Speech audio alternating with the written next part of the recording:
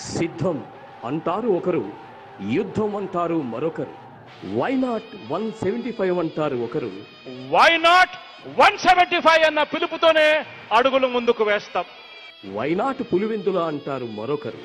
Why not Pulivendula. అన్నను గెలిపించొద్దు అంటూ చెల్లెళ్ళు. సొంతం సొంతం నీకా నాకా హేండి. జగన్ గుర్తుపెట్టుకో, పవన్ కళ్యాణ్ వంక కూడా చూడలేరని చెప్పండి. ఇదే చెల్లెలు కదా 3200 కిలోమీటర్లు పాదయాత్రలు చేసి ఆ పార్టీని నడిపించిన దాన్ని నేను కదా అని అడుగుతున్నాం. ఈ సిద్ధం యుద్ధం పోరులో ఓటర్లు ఏమంటారో చూద్దాం.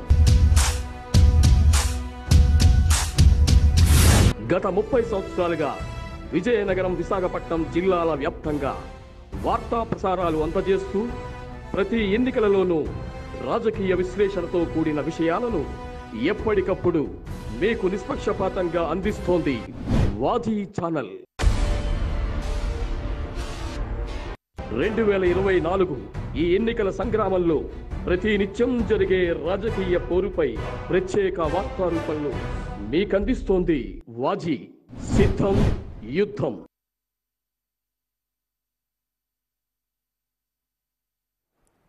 నమస్కారం. ప్రతినిత్యం పొలిటికల్ అప్డేట్స్ అందించేందుకు వాజీ ఛానల్ ప్రత్యేకంగా అందిస్తున్న సిద్ధం యుద్ధం కార్యక్రమానికి స్వాగతం. అయితే ఈరోజు ప్రధానంగా చూసుకుంటే రాష్ట్రంలో ఎండల వేడి ఎంత అధికంగా ఉందో అంతే స్థాయిలో ఎన్నికల హీట్ పుట్టిస్తున్నాయని చెప్పడంలో తప్పలేదు. అయితే ప్రధానంగా ఈరోజు మన నియోజకవర్గానికి చూసుకుంటే రాండమైజేషన్ ప్రక్రియ ద్వారా ఎన్నికల సిబ్బందిని ఆయా నియోజకవర్గాలకు ఈరోజు కేటాయింపులు జరిగింది. ఈ ప్రక్రియ అంతా పూర్తిగా పారదర్శకత్వంతో చేశామని, ఈ ఎన్నికలు కేటాయించిన అధికారులు వాళ్ళు విధి విధానాలు సక్రమంగా నిర్వర్తించాలని చెప్పేసి జిల్లా కలెక్టర్ నాగలక్ష్మి ఆదేశాలు జారీ చేసిన నేపథ్యం. ఇక రెండో విషయానికి వస్తే స్థానిక సిట్టింగ్ ఎమ్మెల్యే కోలగట్ల వీరభద్రస్వామి తన ప్రచారంలోని జోరును కొనసాగిస్తున్నారు.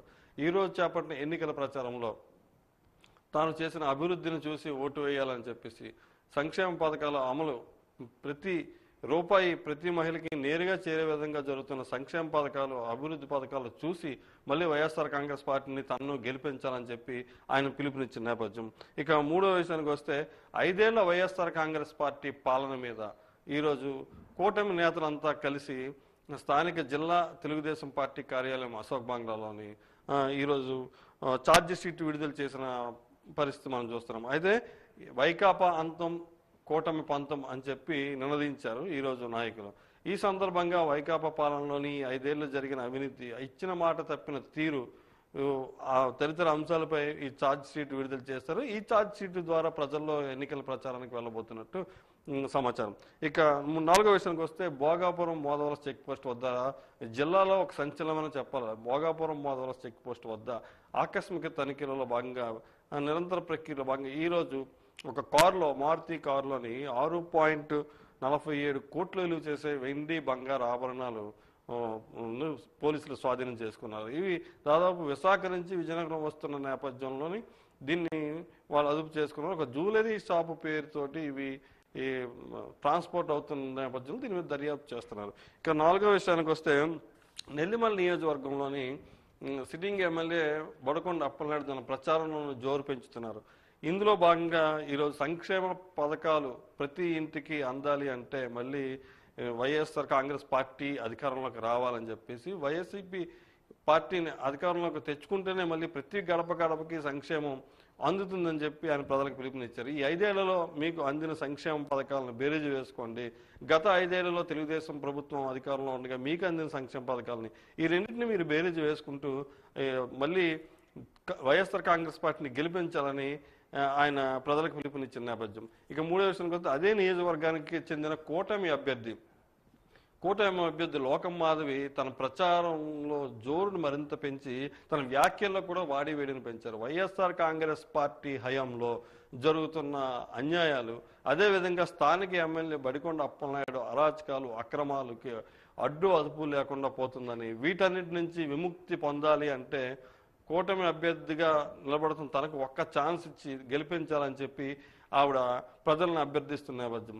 తనకు ఒక్క ఛాన్స్ ఇస్తే కూటమి అధికారంలోకి వస్తే అభివృద్ధి అంటే ఏమిటి, సంక్షేమం అంటే ఏమిటని చూపించే బాధ్యత ఇప్పటికే చంద్రబాబు అది సాక్షాత్కారం చేశారని హైదరాబాద్ నిర్మాణం కానీ అమరావతి నిర్మాణం కానీ ఈ అంశాలని ఆవిడ ప్రశ్నిస్తూ జనంలోకి వెళ్ళిన పడుతుంది. ఈ ప్రచారం వెనక బీజేపీ తెలుగుదేశం పార్టీ నేతలు కూడా ఆవిడకి తోడవడంతో కొంత ఈ ప్రచారాన్ని మరింత ముందుకు తీసుకెళ్తున్న నేపథ్యం. ఇక ఇంకో విషయానికి వస్తే విజయనగరం నియోజకవర్గంలో తెలుగుదేశం పార్టీలో వలసలు కొనసాగుతూనే ఉన్నాయి. నామినేషన్ ప్రక్రియ ముందు నుంచి ఎన్నికల కోడ్ అమలుదైన దగ్గర నుంచి ఏదో ఒక ప్రాంతం నుంచి కానీ పల్లె నుంచి కానీ గ్రామం నుంచి కానీ పట్టణం నుంచి కానీ తెలుగుదేశం పార్టీలోకి చేరికలు అన్నవి జరుగుతున్న మాట చూస్తున్నాం. ఈరోజు అదేవిధంగా 41వ డివిజన్ చెందిన దాదాపు ఒక 50 కుటుంబాల మంది తెలుగుదేశం పార్టీ తీర్థం పుచ్చుకున్నారు. తెలుగుదేశం పార్టీ తీర్థం పుచ్చుకుని చంద్రబాబును ముఖ్యమంత్రి చేసే స్థానిక అభ్యర్థి అతిథి విజయలక్ష్మి గజపతిరాజు విజయానికి తామంతా మేము సైతం అని పనిచేస్తామని ఈరోజు చెప్పినది. ఈ నేపథ్యంలోని ఇతర పార్టీ నుంచి వచ్చిన నాయకులకి కార్యకర్తలకి సభ్యులకి అతిథి విజయలక్ష్మి తన పార్టీ కండువాలు కప్పి పార్టీలోకి ఆహ్వానించిన నేపథ్యం. ఇంకా రాష్ట్రంలోని ఇంకా చాలా చూసుకుంటే రాష్ట్రంలోని మాటల తోటలు పెరుగుతున్నాయి. అదేవిధంగా ఎప్పుడెప్పుడు ఏ పార్టీ ఎప్పుడు ప్రకటిస్తుందన్న నేపథ్య సందిగ్ధంలోని ఈరోజు వైఎస్ జగన్మోహన్ రెడ్డి తన 2024 ఎన్నికల మేనిఫెస్టోను విడుదల చేశారు. ఈ మేనిఫెస్టో విడుదలలోని దాదాపు 9 ముఖ్యమైన హామీలను కూడిన మేనిఫెస్టోను ఆయన విడుదల చేస్తారు. అదేవిధంగా పింఛను 3,000 నుంచి 3,000 పెంచడం, అమ్మఒడి 15,000 నుంచి 17,000 చేయడం, అదేవిధంగా భరోసా, చేయూత ఇవన్నీ పరిమితి మేర కొంత పెంచుకుంటూ పోయి ఇవన్నీ అమలు చేస్తాము. ఆ గతంలో ఇచ్చిన మేనిఫెస్టోని మనం ఇప్పటికే 99% అమలు చేసి చరిత్ర సృష్టించాము. ఏ రాష్ట్రంలో కూడా ఎన్ని సంక్షేమ పథకాలు లేవు. అదేవిధంగా రానున్న ఎన్నికల్లో ఈ రోజు మనం ప్రకటించిన మేనిఫెస్టోని అదేవిధంగా శతశాతం పూర్తి చేస్తానని చెప్పి ఆయన ప్రకటించిన నేపథ్యం. తెలుగుదేశం పార్టీ అధ్యక్షుడు ప్రజాగళం ఈరోజు నెల్లూరు జిల్లాలో జరిగింది. ఈ ప్రజాగళంలో ఆయన రాష్ట్రంలో దొంగలు పడ్డారు. ఇప్పటికే ఖనిజాల దగ్గర నుంచి ఇసుక దగ్గర నుంచి శాండ్ మాఫియా తయారయ్యి ప్రజలకి కావలసిన ప్రతిదీ కొల్లగొట్టుకుని పోతున్నారు. ఎక్కడ చూసినా భూ కబ్జాలు జరుగుతున్నాయి. ఈ రాష్ట్రాన్ని కాపాడాలంటే, ఈ రాష్ట్రాన్ని మళ్ళీ సరైన దారిలో నడిపించాలంటే నేను డ్రైవర్ని, నాకు మీరు సహకరించండి, నాకు ఈ కూటమి గెలిస్తే మళ్ళీ రాష్ట్రం ఒక గాడిలో పడుతుంది, సంక్షేమ పథకాలు మీకు అమలు అవుతాయి. ఇప్పుడు వాళ్ళు ప్రకటించిన ఈరోజు వైఎస్ఆర్ కాంగ్రెస్ పార్టీ ప్రకటించిన మేనిఫెస్టోకి మనం ప్రకటించిన సూపర్ 6 హామీలకి ఉన్న తేడాని ఒక్కసారి మీరు బేరీజు వేసుకోవాలని చెప్పి ఆయన ప్రకటించారు. ఇక షర్మిలారెడ్డి వైఎస్ఆర్ కాంగ్రెస్ పార్టీ రాష్ట్ర అధ్యక్షురాలు షర్మిలారెడ్డి ఈరోజు అరకులోని పర్యటించారు. ఈ నేపథ్యంలోని ఇటు ప్రభుత్వం పైన అటు ప్రతిపక్షాలపైన ఆవిడ విమర్శలు గుప్పించారు. వైఎస్ జగన్మోహన్ రెడ్డి ఈ తెరచాటున బీజేపీతో కుమ్మక్కయి స్టీల్ ప్లాంట్ ప్రైవేటీకరణ దగ్గర నుంచి ప్రతి దానికి ఆయన తల ఒగ్గారని చెప్పేసి కేంద్రం మెడలు వంచడం కాదు, కేంద్రం దగ్గరే ఆయన తల ఒగ్గారు.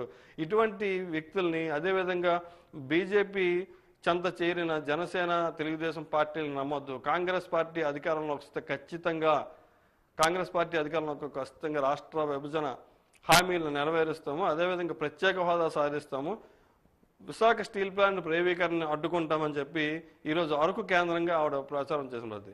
అయితే ప్రస్తుతం మన విజయనగరం నియోజకవర్గంలో పరిస్థితులు ఎలా ఉన్నాయి, వైకాపా పార్టీ ప్రచారంలో ఎంతవరకు ముందుకు దూసుకువెళ్తుంది, ఇటువంటి అంశాలతో మనల్ని చర్చించేందుకు జిల్లా కబడ్డీ అసోసియేషన్ అధ్యక్షులు, అదేవిధంగా వైఎస్ఆర్ కాంగ్రెస్ పార్టీ యువజన విభాగం నాయకులు, ప్రముఖ వ్యాపారవేత్త ఈశ్వర్ కౌశిక్ గారు ఈరోజు మనతో స్టూడియోలో ఉన్నారు. ఆయనతో మరిన్ని అంశాలు చర్చించడం విరామం తర్వాత. సిద్ధం యుద్ధం కార్యక్రమానికి పునఃస్వాగతం. అయితే ఈరోజు విజయనగరం నియోజకవర్గంలో ప్రధానంగా వైఎస్ఆర్ కాంగ్రెస్ పార్టీ పరిస్థితి ఎలా ఉంది, ప్రచారం ఎలా కొనసాగుతుంది, గెలుపు అవకాశాలు ఏమేమి ఉన్నాయి, ఈ అంశాలను మనతో చర్చించేందుకు ఆ పార్టీ యువజన విభాగం నాయకులు, అలాగే క్రికెట్ అసోసియేషన్ జిల్లా అధ్యక్షులు, ప్రముఖ వ్యాపారవేత్త ఈశ్వర్ కౌశిక్ గారు ఈరోజు మనతో స్టూడియోలో ఉన్నారు. ఆయన అడిగి మీరు ఎన్ని వివరాలు తెచ్చుకున్నాం. సార్ నమస్కారం. సార్ ఎలా జరుగుతుంది ప్రచారం? చాలా బాగా జరుగుతుందండి. ఊర్లోని ఎక్కడ చూసినా సరే మంచి స్పందన వస్తుంది.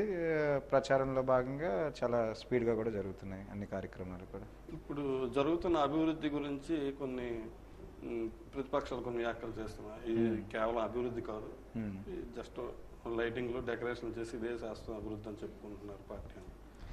అంటే వాళ్ళది తప్పు లేదులేండి. ఇప్పుడు ప్రతిపక్షాలు కాబట్టి ఏదో ఒక మాట అనాలి కాబట్టి బలవంతంగా అనాల్సిన పరిస్థితి వాళ్ళది.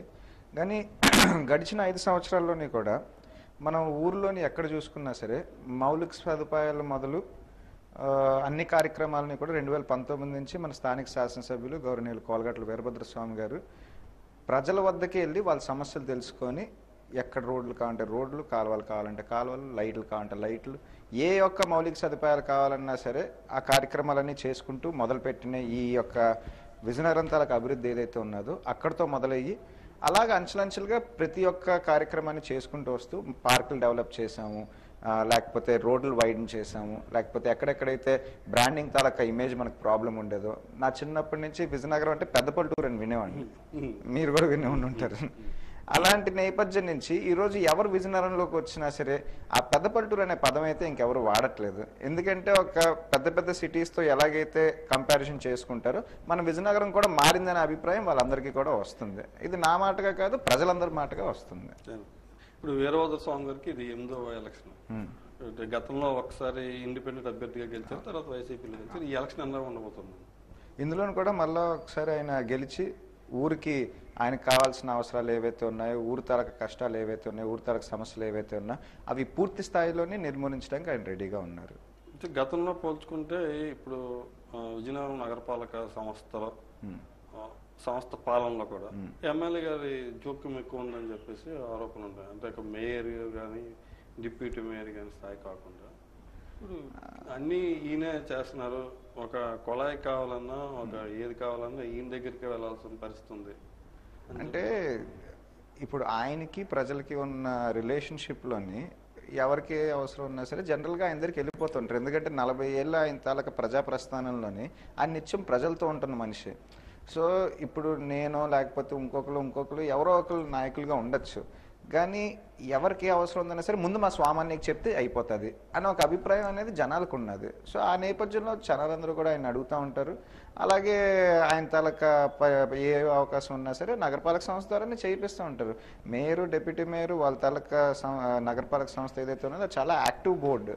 ఈరోజు 48 మంది కార్పొరేటర్లు మన మున్సిపాలిటీలోని వైఎస్ఆర్ కాంగ్రెస్ పార్టీ తరఫు నుంచి గెలిచి వాళ్ళ ఊరికి కావాల్సిన మంచి చెడ్లు ఏవైతే ఉన్నాయో వాళ్ళు అవన్నీ కూడా చేసుకుంటూ చక్కగా ముందరికి వెళ్తున్నారు. అయితే ఇప్పుడు కోలగట్ల వీరభద్రస్వామి గారికి ఒక అల్లుడిగా ఈ ఎన్నికల్లో మీరు బలమా బలహీనత? బలమో బలహీనత నాకు తెలియదు కానివ్వండి, నేనైతే మాత్రం ఆయన వెనకాతలో ఒక అల్లుడిగా అయితే తిరగట్లేదు. ఆయన్ని అభిమానించే ఎంతోమంది నాయకులుగా, కార్యకర్తలుగా ఎలాగైతే తిరుగుతున్నారో నేను కూడా అలాగే తిరుగుతున్నాను. నా ప్రయత్నం అంతా కూడా ఏంటంటే నేను ఎలాగైతే నేను నాయకుడిని నేను అభిమానిస్తున్నానో ఆయన కోసం నేను నిరంతరం కష్టపడి ఈ ఎలక్షన్ టైంలోని ఆయనకి నేను ఎంత వీలైతే అంత సాయం పడి ఆయనకు పని భారం తగ్గించినా సరే నా వల్ల అదే చాలని అనుకుంటున్నాను. అలాగే నేను ఆ ఇంటి మనిషిగా ఎప్పుడు తిరగట్లేదు, ఆయన్ని వ్యక్తిగతంగా నేను కలిసి ట్రావెల్ చేశాను కాబట్టి ఆయన పడుతున్న కష్టం కానీ ఆయన ఊరు గురించి తప్పించే విధం కానీ అవన్నీ కూడా నేను చూశాను కాబట్టి ఊరు తలకు అభివృద్ధి అనేది ఆయనతోటే సాధ్యమని అందరిలాగే నేను కూడా నమ్ముతున్నాను.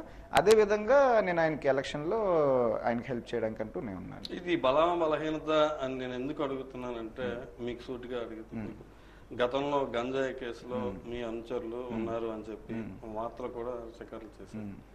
ఇది ఏ విధంగా? అంటే వార్తలు కాదండి, ఈరోజు ఎలాంటి పరిస్థితి అయిపోయిందంటే ఇప్పుడు నా గురించి నేను మాట్లాడుకుంటే నాకు 33 ఏళ్ళు వయసు.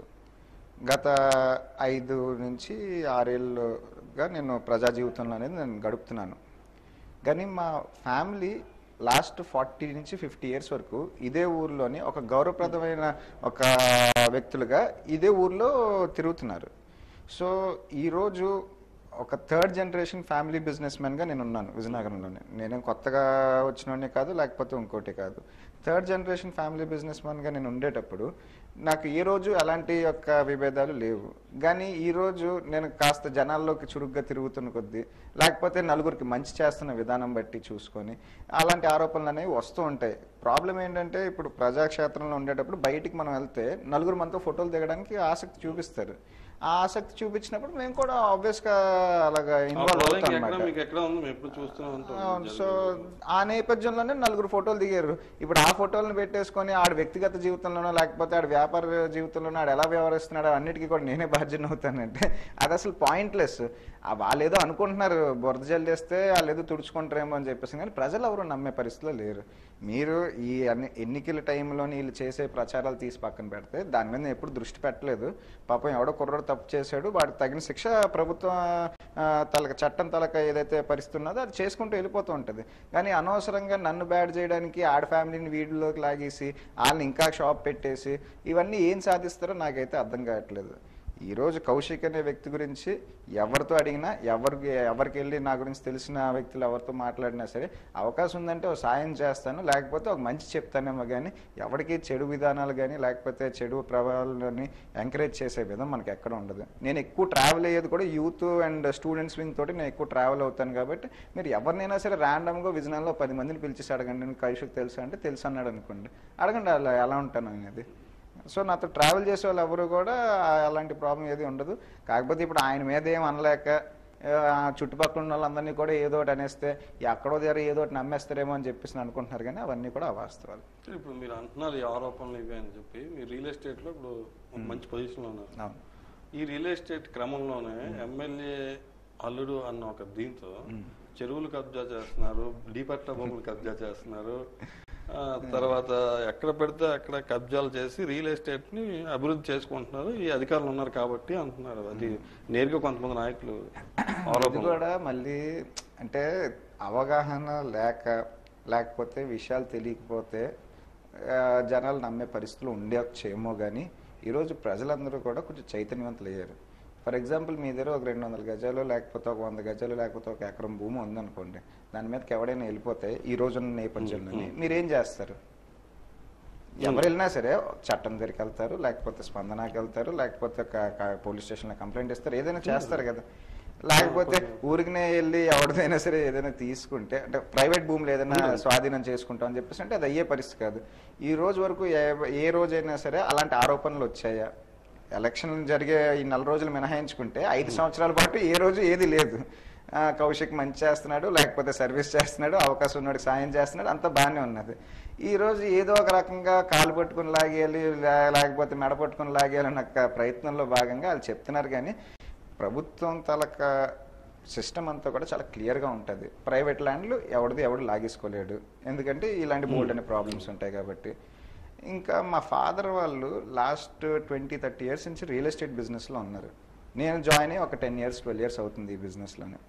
సో ఎక్కడైనా సరే మా ఫాదర్ వాళ్ళు చెప్పేది ఏంటంటే మనం సొంత డబ్బులు పెట్టి మనం చేసుకుంటున్న వ్యాపారాలు ఏవైతే ఉన్నాయో వాటి మీద మనం ఎప్పుడు ఫోకస్ చేయాలి, అది ప్రథమంగా చెప్పింది అనమాట. రెండోది ఏంటంటే గవర్నమెంట్ రికార్డ్స్ ఉంటాయి కదా, దాంట్లో ఎప్పుడు కూడా ఒక గీత మనం మార్చలేం. అంటే బౌండరీ ఇంత ఇక్కడి నుంచి ఇక్కడ దాకా హద్దు అని చెప్పారంటే ఆ గీతను కూడా మార్చలేడు. ఒకళ్ళ పేరు ఉందనుకో, అది ఏ పేరు, నా పేరో మీ పేరో లేకపోతే ప్రభుత్వం జీ పట్టో డీ పట్టో ఏదున్నా సరే, లేకపోతే గడ్డో ఏదున్నా అది ఎప్పుడు మార్చలేడు. గతంలో ఎప్పుడైనా జరిగాయంటే నాకు తెలియదేమో కానీ, బట్ ఇదంతా కూడా ఆన్లైన్ సిస్టంలోనే చక్కగా ఒక చక్కటి విధానం నడుస్తుంది అనమాట. సో ఎవడు భూములు ఎవడు ఆక్రమించేస్తే ఎవడు ఊరుకుని పోతున్నాడు, లేకపోతే అవగాహన లేని మాటలు అనమాట ఇవన్నీ కూడా. ప్రభుత్వ భూములు ఆక్రమించేస్తే ప్రభుత్వ అధికారులు ఏమైనా ఊరుకుంటారు? ఎవరైనా సరే ఫిర్యాదు పెట్టుకోవచ్చు కదా నా పేరు మీద. కానీ ఒక్క రోజు కాదు కదా, ఇప్పటికైనా సరే ఇదిగో పలానా కౌశిక్ పేరు మీద ఈ కంప్లైంట్ ఉన్నది అని కానీ లేకపోతే ఇంకోటి కానీ మాట్లాడట్లేదు కదా. ఏదో మాట్లాడేస్తే జనాలు అది నిజమో అబద్ధమో తెలుసుకునే లోపల ఎలక్షన్ గడిచిపోద్ది కదా అని ఒక చీప్ టాక్టిక్స్ తోటి చేస్తున్నారు. కానీ కాకపోతే వాళ్ళకి తెలియాల్సిన విషయం ఏంటంటే I come from a very respectable family. నన్ను చిన్నప్పటి నుంచి కూడా చక్కటి మోరల్స్ తోటి ఎథిక్స్ తోటి పెంచారు. సో నేను చిన్న విషయాల్లోనూ కూడా పెద్దవాళ్ళకి గౌరవం ఇవ్వడం అలాంటి విషయాల్లోనూ కూడా చాలా శ్రద్ధ వహిస్తాను నేను. అలాంటిది నేను బిజినెస్ కూడా అంతే నీట్గా పద్ధతిగా కూడా చేస్తాను. నాకు నేర్పించిన పద్ధతి అదే. అవకాశం ఉందని చెప్పేసి అంటే చేస్తాం, లేదు అనుకుంటే లేదు అని చెప్పేసి దండం పెట్టుకుని వచ్చేస్తాం. కానీ మాకున్నదే మేము చూసుకోలేక బాధలు పడుతున్నాను.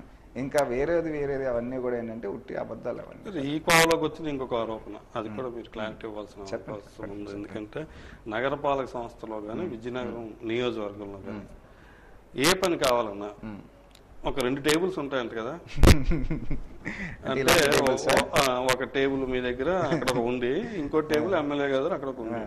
నేరుగా కాలగౌరి శంకర్ లట్ నాయకులు బహిరంగంగా చెప్తున్నారు. అంటే ఈ టేబుల్స్ లో ఫండ్ ఎంతవరకు వచ్చింది టేబుల్? ఇది అంటే నిజంగా నవ్వుకునే విషయాలేండి ఇవన్నీ కూడా.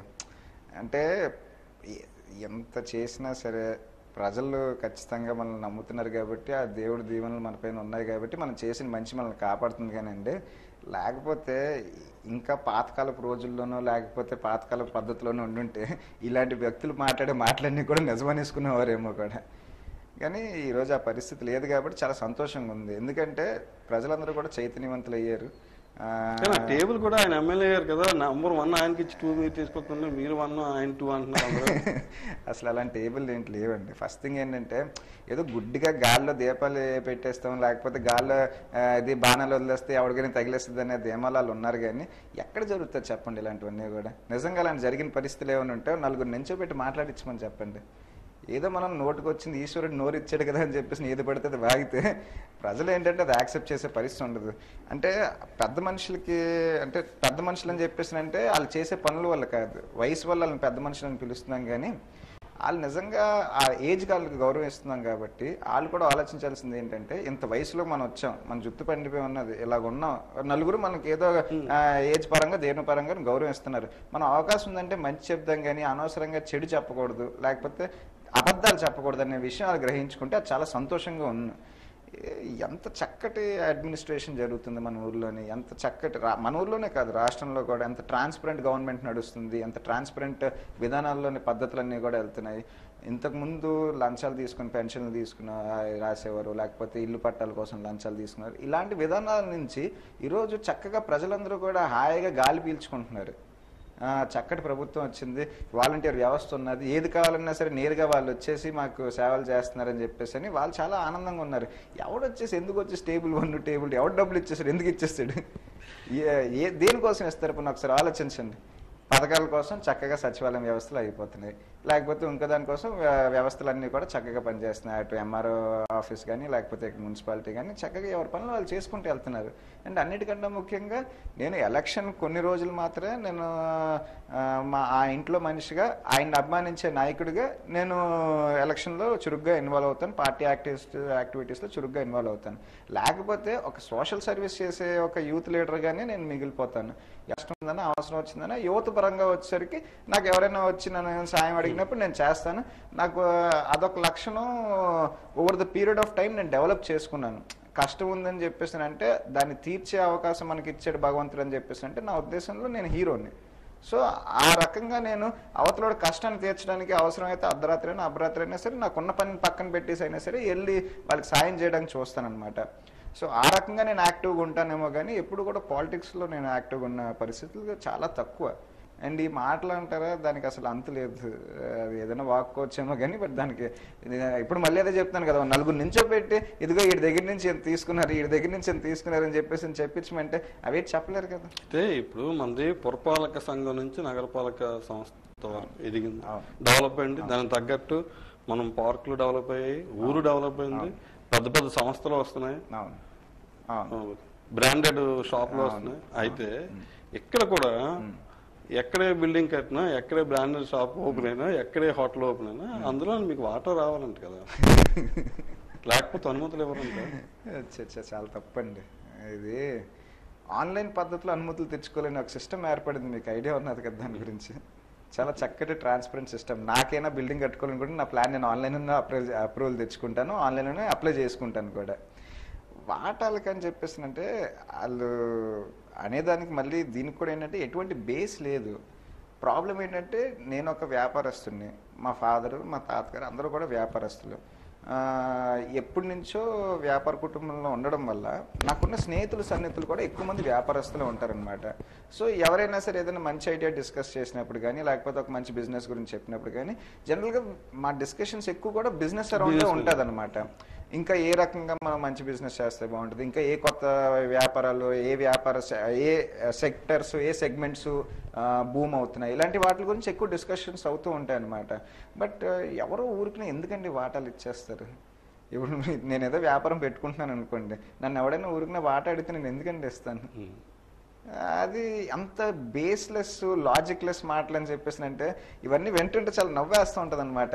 నాకు తెలిసినంతవరకు బయట పబ్లిక్ కూడా ఇవన్నీ తెలిసిన విషయాలే. ఎందుకంటే నాకున్న బిజినెస్లు ఏంటంటే నేను ఇప్పటికీ చెప్తున్నాను కదా, ఫ్యామిలీ బిజినెస్ నాది. మా ఫ్యామిలీ ఏదైతే బిజినెస్లు చేస్తే అందులో నేను ఒక భాగస్వామిని. నా బిజినెస్ అంటూ ఏం లేదు. అలాగే ఇక్కడికి వచ్చేసరికి స్వామి కోలగట్ల వీరభద్ర స్వామి అనే వ్యక్తికి కూడా ఆయనకి ఏమాత్రం అవకాశం ఉన్నా సరే నేను సాయం చేయడానికి, ఆయనకి వ్యాపార పరంగా అవ్వచ్చు లేకపోతే రాజకీయం పరంగా అవ్వచ్చు, నాకు కౌశిక్ ఈ పని నువ్వు చేసి పెట్టానే ప్రతిసారి కూడా నేను ఆయనకు అందుబాటులో ఉండి ఆయన కష్టం తగ్గించే విధంగా నేను పనిచేస్తూ ఉంటాను. సో ఈ వాటాలు గీటాలు అంటారా నాకు నిజంగా నేను ఎప్పుడు వినలేదు. ఖచ్చితంగా ఈ మే 13వ తారీఖు తర్వాత మీరు అన్న ఆరోపణల గురించి ఏమైనా తెలిస్తే నాకు కూడా నలుగురిని కలిస్తే నా ఈ విషయాలు చెప్తారేమో నేను కూడా చూస్తాను. ఎందుకంటే రెగ్యులర్గా పబ్లిక్లో తిరుగుతూ ఉంటాం కదా, ఇలాంటి విషయాలు ఉంటే కొన్ని నన్నైనా సరే వచ్చి అడుగుతారు కదా, ఏటువంటి వాడిని వాట అడిగే ఉంటా అని చెప్పేసి, లేకపోతే ఏమే ఇలా చేసావని చెప్పేసి. కానీ ఏ రోజు అలాంటిది లేదని చెప్పేసి అంటే అక్కడే మనకు అర్థమవుతుంది అది ఎంత బేస్లెస్ అలిగేషన్స్. ఇప్పుడు వ్యాపార రంగంలోని దాదాపు 10-12 సంవత్సరాల నుంచి ఉన్నాను. ఇప్పుడు రాజకీయంగా ఒక 1 year 6 years నుంచి యాక్టివ్గా ఉన్నాను. ఏది బాగుంది? I like a mix of both అండి. ఎందుకంటే రాజకీయం అని చెప్పేసి అంటే టెక్నికల్గా రాజకీయం అనే పదం తీసి పక్కన పెడితే this is a platform to do good. ఇదొక మంచి వేదిక. మనం అడ్మినిస్ట్రేటివ్గా ఒక మంచి రిఫార్మ్స్ని తీసుకొచ్చి ఒక మంచి విధానంలోని సొసైటీని నిర్మించుకునే అవకాశం మనకు రాజకీయాల ద్వారా వస్తుంది అనమాట. దానికి బెస్ట్ ఎగ్జాంపుల్ ఏంటంటే గడిచిన 5 సంవత్సరాల్లో జరిగిన పరిపాలన. ఇటు రాష్ట్రంలో కానీ లేకపోతే విజయనగరంలో కానీ ఎంత చక్కటి పరిపాలన జరిగింది అని చెప్పేసి అంటే ఒక అవినీతి లేని పరిపాలన. మన దేశంలోనే మొట్టమొదటిసారిగా అది ఒక మైల్ స్టోన్ అచీవ్మెంట్. అలాగే విజయనగరంలోనూ కూడా నాకు 30 ఏళ్ళ వయసు నుంచి కూడా విజయనగరం అంటే పెద్ద పల్లెటూరు అని చెప్పేసి చెప్పేవారు, లేకపోతే ఆ ఊరు ఎక్కడ అని చెప్పేసి అడిగేవారు. ఒక చక్కటి నాయకుడు, ఒక విజన్ ఉన్న నాయకుడు, ప్రజల నుంచి వచ్చి ప్రజల సమస్యలు తెలుసుకున్న నాయకుడు కానీ అడ్మినిస్ట్రేటివ్ పవర్ ఉంటే, ఆయన రాజకీయంగా ఒక పదవిలో ఉంటే ఇవన్నీ చేయగలుస్తామని చెప్పేసి నిరూపించింది మన కోలగట్ల వీరభద్ర స్వామి గారు. 11 వాటర్ ట్యాంకులు కట్టాం, ఒక ఆంధ్ర మెడికల్ కాలేజీని తీసుకొచ్చాం, ఇది గవర్నమెంట్ డిగ్రీ కాలేజీని తీసుకొచ్చాం, 7 పైన PHU సెంటర్లు కట్టాం. ఎక్కడ కావాలంటే అక్కడ మౌలిక సదుపాయాల పేరు మీద రోడ్లు, కాలువలు, డ్రైన్లు, కొత్త కొలాయిల కనెక్షన్లు ఇవన్నీ కూడా తీర్చగలిగాం. గత 5 సంవత్సరాల్లోని వాటర్ సమస్య ఎంత ఎక్కువ ఉండేదంటే 5 నుంచి 7 రోజులు ఆగితే కానీ కొలాయి వచ్చేది కాదు. కామనర్గా మీరు అందరూ కూడా ఒప్పుకోవాల్సిన విషయం. ఈ రోజు ఎలాగున్నది విజయనగరంలో పరిస్థితి? శానిటేషన్ గురించి అయితే నేను మీకు ప్రత్యేకంగా చెప్పక్కర్లేదు. 2014 నుంచి 2019లోని చంద్రబాబు నాయుడు వాళ్ళ గవర్నమెంట్ ఉందని విషయం మర్చిపోయి విజయనగరం వచ్చినప్పుడు ఇక్కడ చాలా పూర్ శానిటేషన్ ఉందని చెప్పేసి ఆయన మట్టుకు ఆయనే విమర్శించుకొని వెళ్ళిపోయాడు. అంటే సెల్ఫ్ గోల్లో భాగం అనమాట. అది మర్చిపోయాడు వాళ్ళదే గవర్నమెంట్ అని చెప్పేసి. మన పెద్ద మనిషి తప్పలేదులేండి. కానీ నిజంగా ఆ మనిషి చెప్పాడు కదా అని చెప్పేసి వాళ్ళ ప్రభుత్వం ఏ రోజైనా దాని గురించి చర్యలు తీసుకుందా?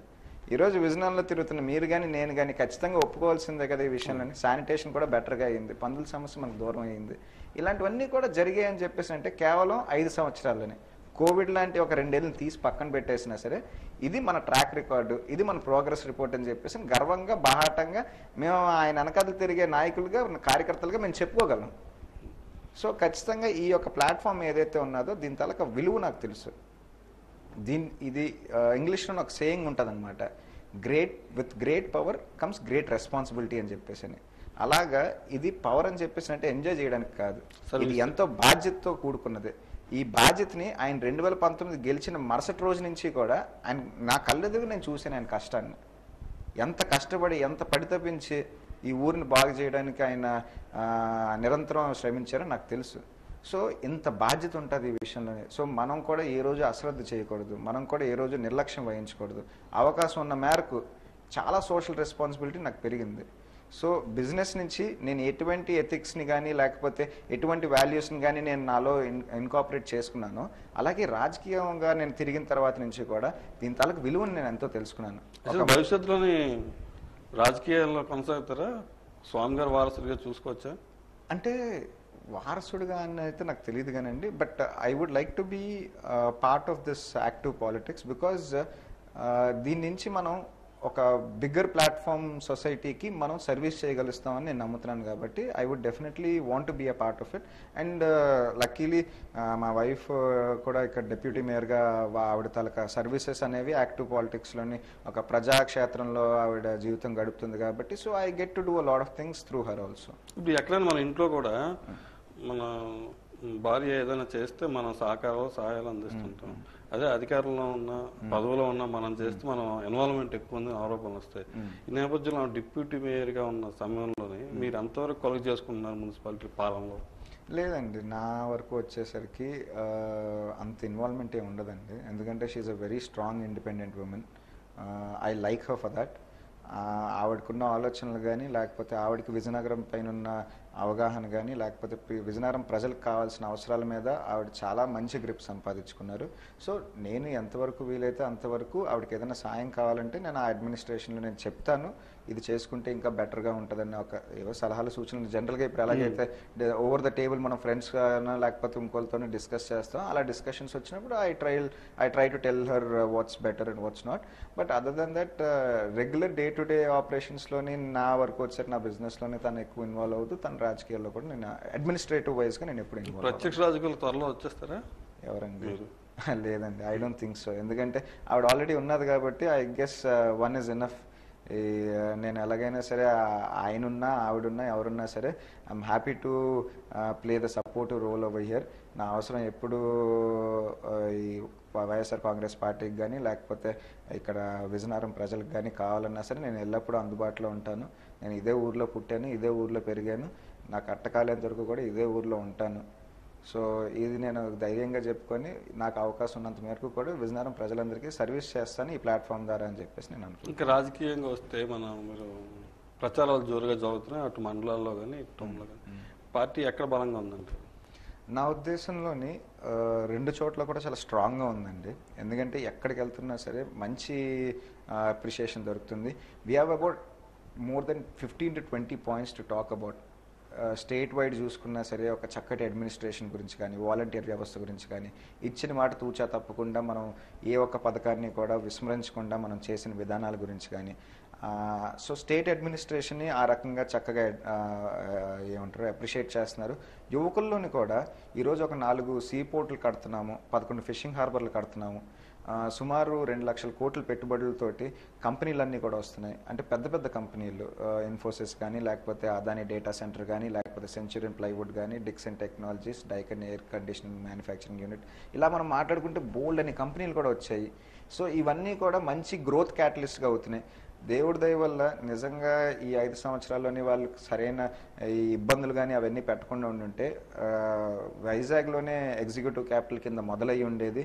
ఈరోజు మన ఉత్తరాంధ్ర జిల్లాలన్నింటినీ కూడా వెనకబడిన జిల్లాలుగా అనే పేరు కూడా తుడిచిపోయే అవకాశం కూడా మనకు వచ్చిండు. బట్ అది ఫార్చునేట్లీ మనకు టైం సరిపోలేదు. బట్ డెఫినెట్గా మళ్ళీ రాష్ట్రంలో జగన్మోహన్ రెడ్డి గారు సీఎం అయిన తర్వాత ఇక్కడ వైజాగ్లో ఎగ్జిక్యూటివ్ క్యాపిటల్ ఆయన ఉంటారని చెప్పేసి చెప్తున్నారు. సో దానివల్ల మనకు విజయనగరంలోని కూడా మంచి గ్రోత్ ఆపర్చునిటీస్. అలాగే రాజధాని విషయానికి వచ్చారు కాబట్టి ఒక విషయం, ఈ రాజధాని విషయంలోని ఈ 3 రాజధానుల నినాదం ఈ అంశాల మీద కొంత రాష్ట్రంలో ఈ ప్రభుత్వం కదా ఏ ప్రభుత్వం ఉన్నా 5 ఏళ్ల పాలన పూర్తి అయ్యేసరికి వ్యతిరేకత అంతా ఎంతో కొంత ఎక్కడ ఉంటుంది. అయితే విజయనగరంకి వచ్చినప్పటికి ఆసక్తికర విషయం ఏంటంటే పార్టీయే వీరభద్ర స్వామి గారికి మైనస్, పార్టీ మీద ఉన్న వ్యతిరేకత ఈయనకు మైనస్ అవుతుందేమో, లేదంటే ఈయన వ్యక్తిగతంగా లేదు అని ఒక రకంగా ప్రచారం జరుగుతుంది. లేదండి, అంటే మనం ఒక్కటి గుర్తుపెట్టుకోవాల్సింది ఏంటంటే వైఎస్ఆర్ కాంగ్రెస్ పార్టీ అనేది చాలా కమిట్మెంట్తో ఉన్న పార్టీ. ఈరోజు ఆ జెండాను పట్టుకొని మా నాయకుడు జగన్మోహన్ రెడ్డి గారు అని చెప్పేసి మేము గర్వంగా ధైర్యంగా బయట తిరగలుస్తున్నాం అని చెప్పేసి అంటే ఇందాక మీకు చెప్పిన విషయాలు ఉన్నాయి చూడండి, మాట తెప్పం మడం తప్పం, ఏదైతే మనం చెప్పామో చెప్పింది చెప్పినట్టుగా చేస్తాం, ఈ లక్షణాలన్నీ ఒక నాయకుడికి ఉండాలంటే అది మామూలు విషయం కాదు. అది రాజకీయాల్లో ఉండాలని చెప్పేసి అది మామూలు విషయం కాదు. సో అలాంటి ఒక నాయకుడు వెనకాతలు మేము ఉన్నాము, ఆయన జెండాను పట్టుకొని మేము తిరుగుతున్నాం అంటే మేము అందరం కూడా చాలా గర్వంగా ఫీల్ అవుతున్నాం. ప్రజలు కూడా ఇప్పుడు మీకు ఇందాక చెప్పిన దాంట్లోనే ఒక పక్క ఇవన్నీ కూడా జరుగుతుంటే ఇంకో పక్క స్వామి గారి అడ్మినిస్ట్రేషన్, ఆయన తలకు యూనిక్నెస్, ఇవి రెండు కూడా చాలా చక్కటి హ్యాండ్ ఇన్ హ్యాండ్ అడ్మినిస్ట్రేషన్ జరుగుతున్నాయి అనమాట, అటు రాష్ట్రంలో కానీ విజయనగరంలో కానీ. సో మీరు అన్న మాట అయితే మాత్రం వాస్తవం నేను అనుకోను.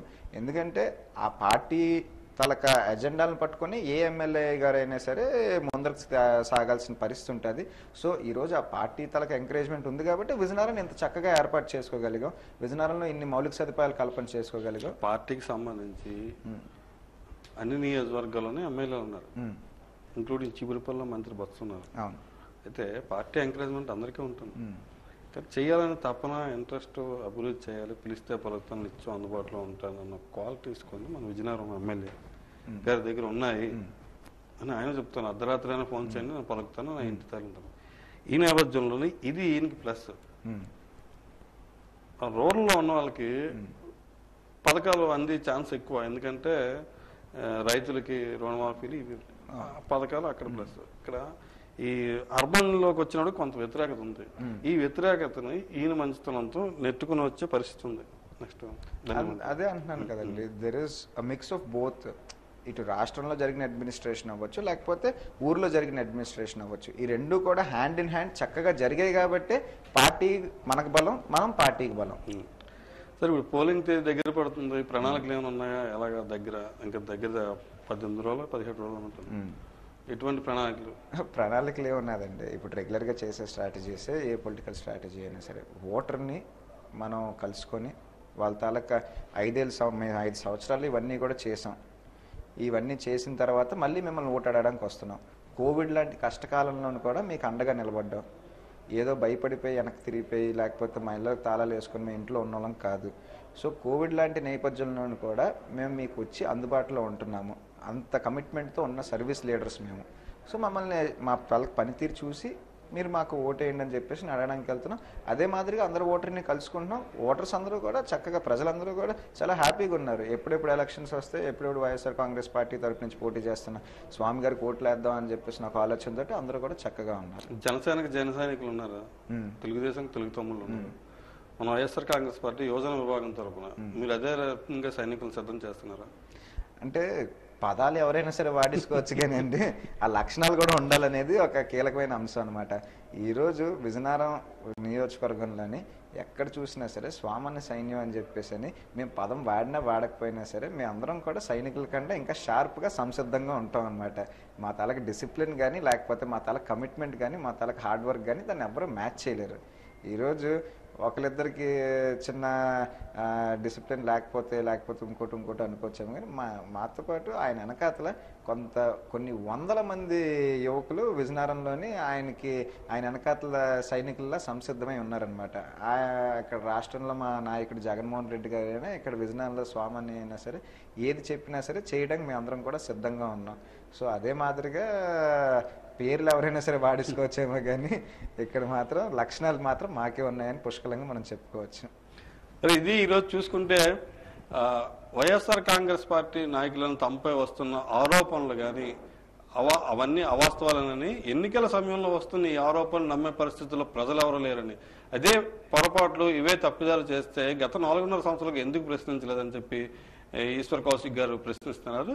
అయితే ఈ నేపథ్యంలో రానున్న ఎన్నికల్లో ఖచ్చితంగా మళ్ళీ విజయకేతను ఎగరవేస్తాము, ఆయన అనుకున్నట్టుగా 100% సమస్యలు లేని విజయనగరాన్ని తీర్చిదిద్దామని చెప్పి ఆయన ధీమా వ్యక్తం చేస్తున్నారు. ఇంతటి విలువైన సమయాన్ని మనతో వెచ్చించి మన స్టూడియోలో పాల్గొన్న ఈశ్వర్ కౌశిక్ గారికి మరొకసారి ధన్యవాదాలు తెలియజేసుకుంటున్నాం. Thank you. ఇది